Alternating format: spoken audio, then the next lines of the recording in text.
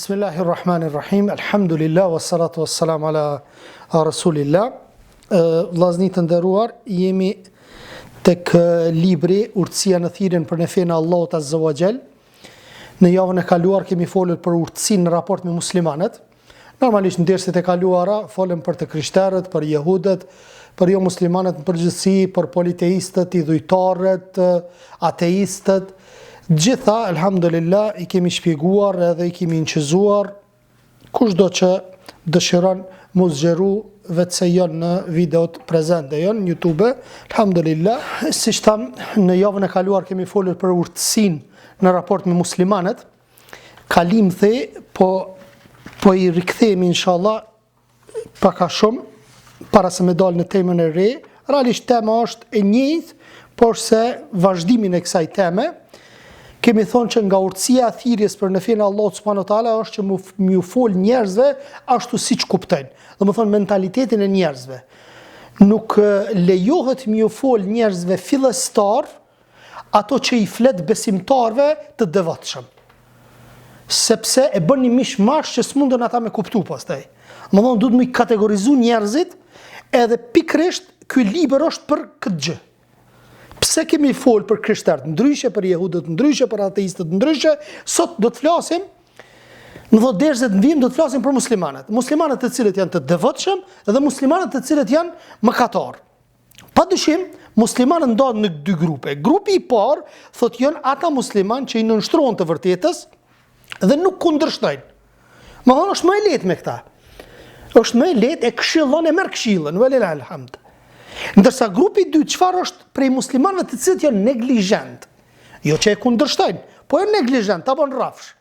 E këshillon ta bën rrafsh, po çashtu është hoxh, ç'a më bëj, inshallah don Allahu, kthehemi, inshallah don Allahu ja nisim namazit, agjërimit, këto janë farze obligime, s'kemi ç'a më, domethënë ndoshta Allah inshallah na veç do të fillojmë. Mirë, po për momentin hala nuk më ka ardhë, thot, prej Allahut nuk më ka ardhë, realisht prej Allahut ka ardhë në momentin kur është shpallë Kur'ani.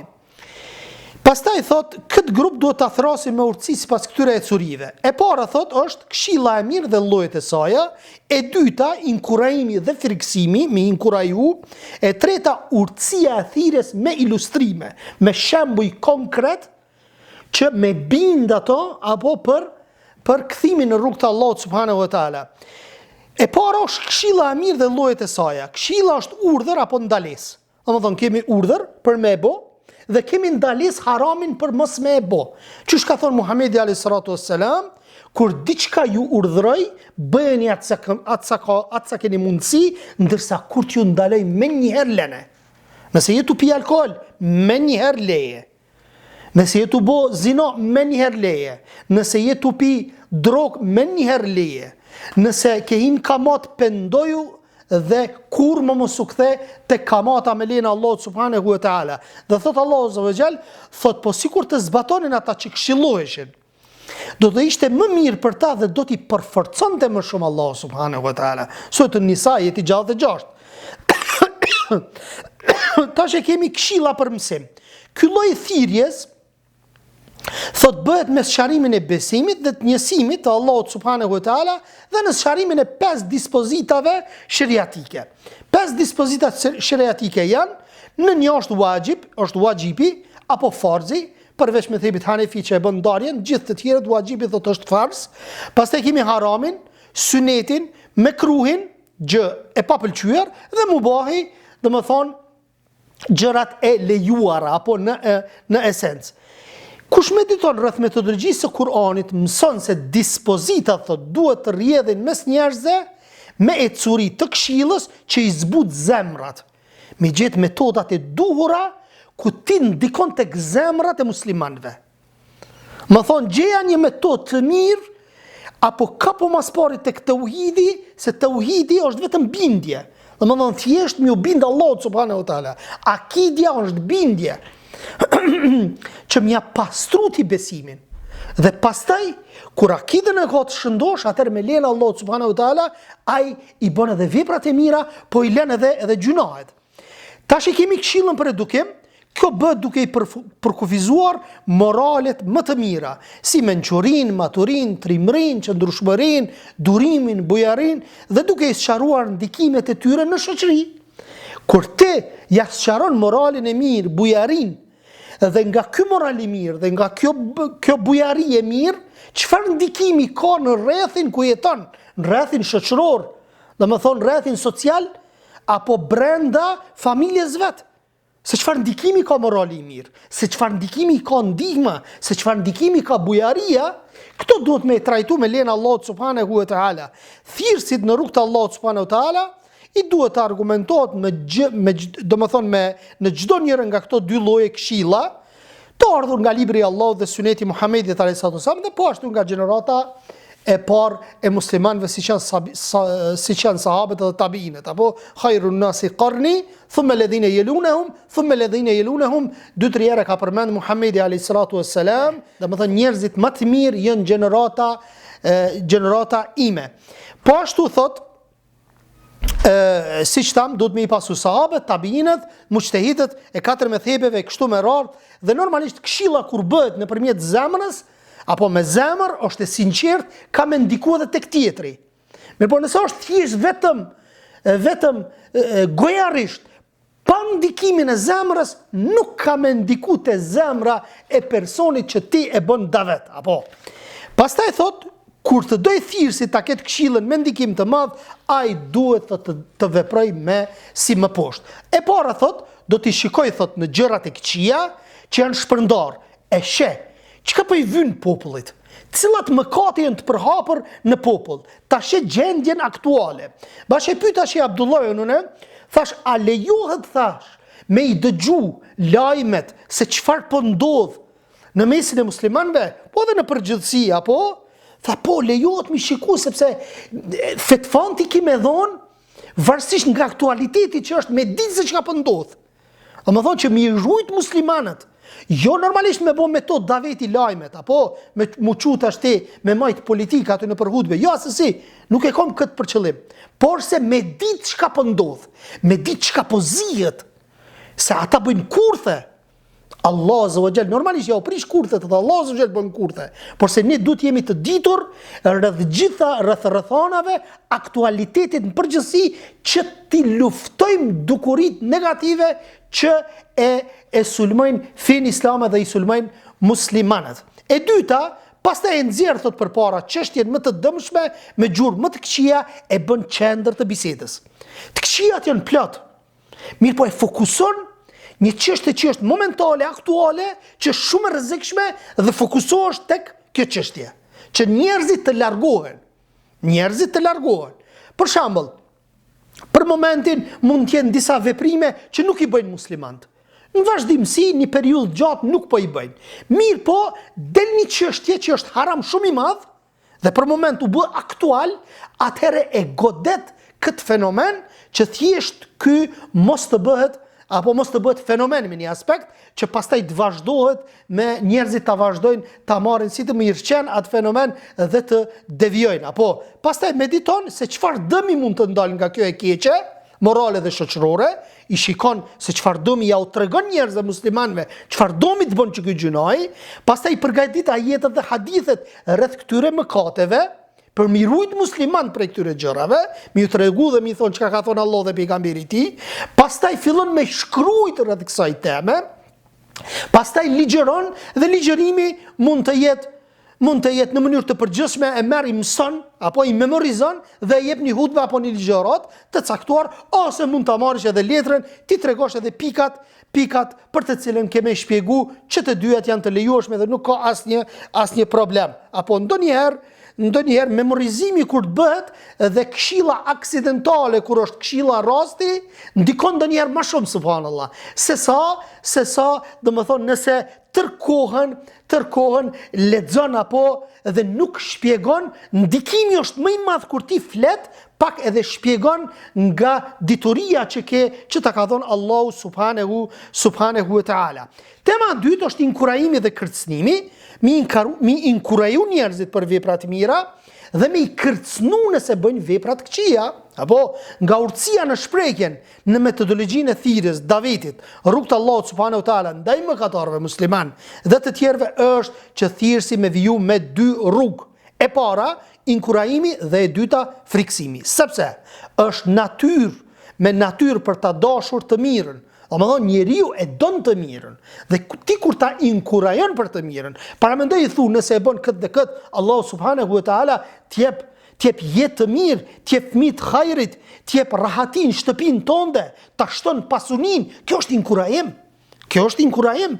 Po në anën tjetër mund ta friksoj për shkak të mëkateve, mundet me të ardh belaja vëllaja. Mundet me të ardh hidhrimi Allah subhanahu wa taala. Hiqet ndihma Allah subhanahu wa taala. Thot Allah azza wa jall, është e vërtetë se ky Kur'an udhëzon për atë rrugë që është më së vërteta. Besimtarët që bëjnë vepra të mira i përgëzon, thot se ata padyshim do të kenë shpërblim të madh. Thot ndërkaq për ata që nuk e besojnë botën tjetër, ne kemi përgatitur një dënim të rënd. Sot Al-Isra ajeti 9-10. Nga udhëzimi i tij është edhe inkurajimi në premtimin e adhuruesve që të ruajnë kufit e Allahut të madhëruar për hajër të madh. Përgëzimi i tyre me siharish për shpërblimin e frikson nga kërcënimi e kështu me radhë. Pastaj thot, kjo thirrsi në rrugt të Allahut të madhëruar e bën të interesohet shumë me dy metoda të urta. Në një si shtam, inkurajimi dhe përgëzimi tash. Inkurajimi dhe përgëzimi. Dhe hapi i dytë, friksimi dhe tërheqja e vrejtjes. E të parën do ta sqarojmë, do të fillojmë me inkurajim dhe me përgëzim. Nga urtësia në shprehje në thirrjen drejt Allahut subhanahu wa taala që thirrsi mund t'i përmend, janë disa dobi që mund t'ia përmend thirrsi besimtarit apo muslimanit mëkatar. Ato janë i pari, thot tërghibi apo inkurajimi, thot tërghib me premtim për jetë të mirë. Vetë Allahu e ka premtu këta. Allahu, shikoni se çfarë ka thënë. Thot kush bën vepër të mirë, thot qoftë mashkull apo femën, thot e duke qenë besimtar, ne thot do t'i japim atij një jetë të mirë në këtë botë. Ndërsa thot në botën tjetër do t'i japim shpërblimin më të mirë për veprat e tyre. Më thënë kjo është inkurajim. E inkurajon që nëse ti bën vepra të mira, Allahu subhanahu wa taala ka me të dhënë një jetë mirë. Subhanallah, shumica besimtarve i vren kur janë besimtar me lenë Allah subhanahu wa taala kanë jetë të mirë. Edhe nëse nuk kanë shumë pasuri, kanë jetë të rahatshme, kanë bereqet, kënaqen me çato që ja ka dhënë Allah subhanahu wa taala. Nëse ju ka dhënë pasuri, kënaqen po ashtu edhe me atë. Më thonë thjesht Allah subhanahu wa taala ju jep besimtarve një jetë të mirë në këtë botë. Përpos ndonjëherë sprovat që mund t'i vinë nga Allah subhanahu wa taala për ta ngritur në grada të larta. Pika dytë, tërghib me premtim. Inkurajim me premtim. Thot për trashëgimin e tokës dhe për qëndrimin e sigurt në të. Dhe më thonë, po të premton Allahu subhanahu wa taala. Nëse ti kthehesh Allahut azza wa jall, nëse ti je prej atyre që i çon në vend urdhër të Allahut dhe të pejgamberit alayhis salam, ka me të bëj zotrues në tokë, ka me të bëj pushtetar në tokë. Thot Allahu subhanahu wa taala, atyre nga mesi juaj, të cilët besuan, shikoni besuan me besim të drejtë, dhe thot bën vepra të mira. Thot Allahu ju ka premtu, premtimi i Allahut nuk thehet. Allahu ju ka premtu që kam ju bë zotrues në tokë. Shikoni, besuan, vepruan, bën vepra të mira, Allahu u ka premtu atyre se kam i bë zotrues në tokë. Pushtetar në tokë, pushtet kam ju dhënë. Dhe thot çfarë? Ashtu siç i pat zotrues, siç i pat bërë zotrues ata që ishin para tyre. Dhe fen në të cilën ai e pëlqeu për ta, do ta forcoj. Allah ka me ta forcu fen. Islamin ka me ta bot. Subhanallah. Dhe ka me të bot zotrues. Pastaj thot, do ta forcoj në vend të frikës. Shikoni, frikën me pas. Nëse ti beson dhe vepron, pas frikës që e keni pas, Allah kam ju bot zotrues. Me lejnë Allah subhanahu wa taala, dhe kam ju dhuru siguri. Ata mirë, po shiko kushtin në fund, ata thot më adhurojnë vetëm mua dhe nuk më shoqërojnë asgjë. Dhe me thonë nuk i bëjnë shirk Allahut subhanahu wa taala, sepse kushti i të qenurit zotrus në tokë duhet që mos me i bosh shirk Allahut subhanahu wa taala, e kush edhe pas kësaj bën kufër, të tillët janë ata të prishurit surat Nur ajeti 55. Pika 3, tërghib me premtim për ndihmë nga llojet e mirësive.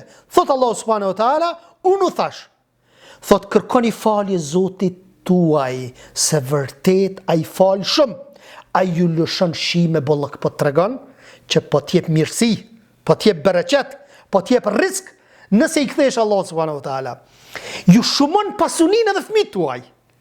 Vallahi po, vllazni. Vallahi po.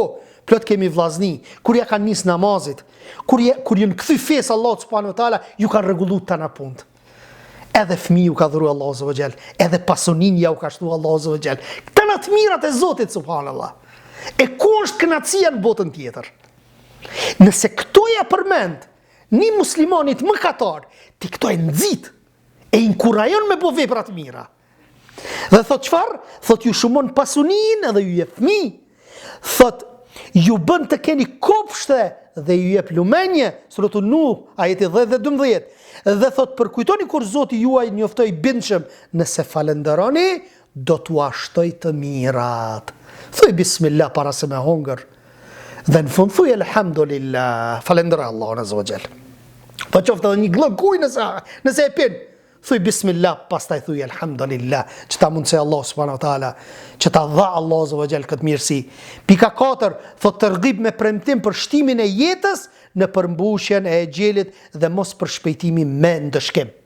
Thot Allah subhanahu wa taala, a ju thret juve në besim për t'u falur mëkatet dhe për t'ju vazhduar jetën deri në një afat të caktuar. Ju zgjat jetën dhe çfarë? Ju mundson me bo vepra të mira. Që shkarë me një hadith tjetër. Andaj kush e adhuron Allahun dhe i friksohet atij, e respekton të dërguarin e tij sallallahu alaihi wasallam, thot pendohet nga të gjitha mëkatet, Allahu ja fal mëkatet, ja shton jetën dhe ja largon dëmin që mund t'i shkaktoj. Subhanallah. Pika 5, tërghib me premtim të llojeve të ndryshme nga ndihma, fitoria dhe pëlqimi. Premtimi për mitësinë, thot Allah subhanahu wa taala, Allah është mbikëqyrës i atyre që besuan. Është mbikëqyrës i jot vëllaja. Është mbikëqyrës i jot. Nëse ti beson drejt dhe nuk i bën shirk Allahut azza wa jall. Thot nxjerr ata nga errësira. Në drejt. Dhe thot premtim për mbrojtjen e tyre. Thot Allah subhanahu wa taala në suratul Hajj ajeti 38.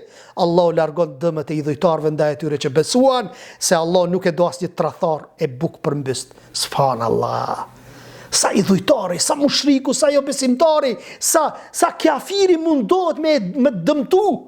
Allahu trun me lena Allah subhanahu wa taala. E ki Allahu azza wa jall. Mos e ki gale. A din kur e ki galen? Kur i prishish punë me ato nalt. Kur nuk i qënë vend fjalë të Allah dhe të pejgamberit, atëherë punë ki keq. Mirë po nëse i qënë urdhrat e Allah dhe të pejgamberit në vend, mos e ki gale, mu që kretë dynjoja me dash me të bo keq, nëse Allah subhanahu wa taala se ka caktuar për me të bo keq, nuk mojnë me të bo keq, por edhe e kundërta. Premtim për mjaftueshmëri, kush i mbështetet Allahut, ati mjaftan. Sot Talak ajeti 3. Premtim për fitore tash. Thot obligimi ynë ishte të ndihmojmë besimtarët. Obligim i Allahut azza wa jall është që me i ndihmu besimtarët. Premtim për mburje dhe lartësim. Thot ata thonë, nëse do të ktheheni prej luftës me Beni Mustalikët në Medine, ai më i forti patjetër prej atyre ka me përzën më të doptin, ndërsa tërkrenaria i takon Allahut, të dërguarit dhe besimtarëve, por hipokritët këtë nuk e din. Suratul Munafikun ajeti 8, dhe po ashtu thot, mos u dopsoni dhe mos u dëshproni shpirtnikisht, mos u dopsoni fizikisht dhe shpirtnikisht mos u dëshproni derisa ju jeni më të lartit. Ju jeni më të lartit. Ju jeni besimtar në Allah subhanahu wa taala. Ju jeni besimtar që i besoni gjithë pejgamberët, ju jeni besimtar që i besoni gjithë librat e Allahut azza wa jall dhe të fundit Kur'anin, dhe thot po që se jeni besimtar të sinqert. Dhe 3 pika të fundit janë premtim për udhëzim dhe taufik. Allah azza wa jall thot, e Allah patjetër thot, patjetër kam ju udhëzu ata që besojnë. Nëse beson, sinqerisht, Allahu ka me të udhëzu. Secili prej nesh kur ja ka nis fillim udhëzimit, nuk ka qenë i udhëzum, por se një hap e ki bo, Allahu ta ka mundësu me bo hapin tjetër. Të shtafru Allahu subhanahu wa ta'ala, vrapon pastaj Allahu subhanahu wa ta'ala, dhe të ka udhëzu.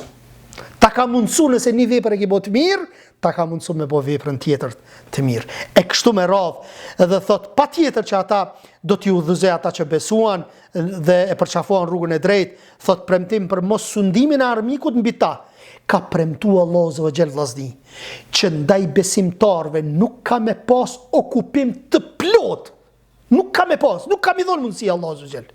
Shikoni Allahu çfarë thot, Allah kursesi, nuk ju mundson jo besimtarve mbi zotrim të plot mbi besimtarët.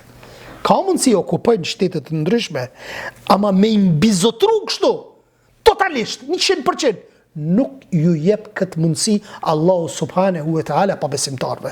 Përpos nëse na vetë ndryshojmë gjendjen. Nëse na ndryshojmë vetë gjendjen dhe drejtohemi ka kufri, ajo është diçka tjetër. Mirë po, nëse jemi besimtar, Allahu nuk ja mundson mbizotrimin e plot kundër teje, kundër besimtarve. Po ashtu premtim për siguri, Allahu Azza wa Jall thot, ata që besuan dhe besimin e tyre, thot nuk e ngatruan, thot me besim të kot, atyre u takon të jenë të sigurt dhe ata janë në rrugë të drejtë. Besimin e tyre nuk e ngatruan me besim të kot. Dhe më thonë, imanin nuk e përzien me dhulm. Sahabët, subhanallah, kur e dëgjuan këtë ajet, tha ja Rasulallah, ka mundësi dikush që zbën me dhulma? Kështu e kuptuan dhulmin. Ndërsa dhulmi, na kemi mësuar është dy lloje. Dhulmi madh, dhulmi vogël. Dhulmi madh është kufri madh. Dhulmi vogël është kufri vogël. Dhulmi i vogël është kufri vogël. Dhe më thonë që nuk nxjerr nga feja. Apo dhulm ndaj njerëzve që bëhet. Dhe këtu për qëllim, besimin nuk e ngatruan me dhulm, është për qëllim shirku. Është për qëllim shirku i madh. A nuk ka thonë Allah subhanahu wa ta'ala, inna shirke le dhulmun adhim. Me të vërtet shirku është padrejtësi e madhe. Më thonë këtë rast, dhulmi është padrejtësi e madhe që të nxjerr nga feja subhanahu wa ta'ala, dhe sahabët e kishin kuptuar ndryshe. Tha ja Rasulullah, a ka dikush që s'bën dhulm? Na njerëz jemi, bëjmë na herë zullum. Jo, tha, nuk është ai dhulmi që po mendoni ju, por se është ai dhulmi që Allah ka përmendur për shirkun, që i bie ekzistojnë dy lloje të dhulmit, dhe përfund e kemi premtim për shtimin e diturisë dhe kuptueshmërisë e besimtarëve, e kur zbret ndonjë kaptin, thot. Ka prej tyre që thon, cilit prej jush i ashtoi kjo besimin, sa për këtë atyre që besuan, atyre ushtohet besimi dhe gëzohen për të. Deri në takimin e radhës, subhaneke Allahumma wa bihamdik, ashhadu an la ilaha illa ant, astaghfiruka wa atubu ilaik. Allahu ju shpërbleft. Nëse keni ndonjë pyetje, inshallah do t'ju përgjigjemi.